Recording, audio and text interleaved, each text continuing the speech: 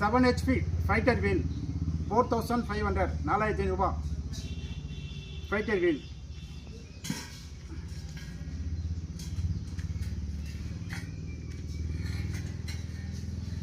Seven HP paddy gauge wheel 4900 4900 ரூபாய்.